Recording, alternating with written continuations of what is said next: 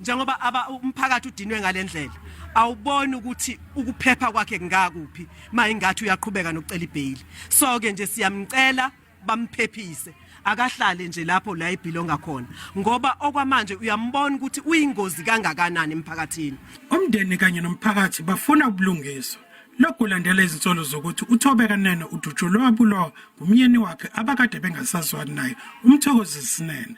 Unene ube iPolisa station sase-Hammersdale. Ngesikhathi salesigameko uThobeka ubesezinhlolweni zokufaka isehlakaniso somshado. Kanti ubefaka incwadi yamaphoyisa ye-protection order ukuzivikela kumyeni wakhe. Enkantolo unene uzama ukuzifihla ngesifonyo. Ubemile enkantolo engakhombisi ukuba nomuzo ngesikhathi echazelwa ngamacala abhekene nawo. Inkantolo bicela umphakathi okhathazekile waseNtshanga lapho bekuhlala khona lomndeni kanye namaqembu ezepolitiki. Kanti bekukhona enkantolo nabomndeni kaThobeka abakade bekhathazekile.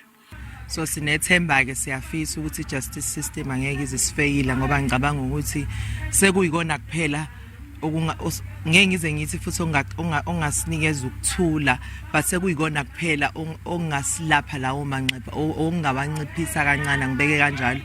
Unene ugcinwe engaphakathi kulindele kuba aphinde evele enkantolo zingu-13 enyangeni kaNcwaba. Thula Nemsimanga, SABC News, eCamperdown.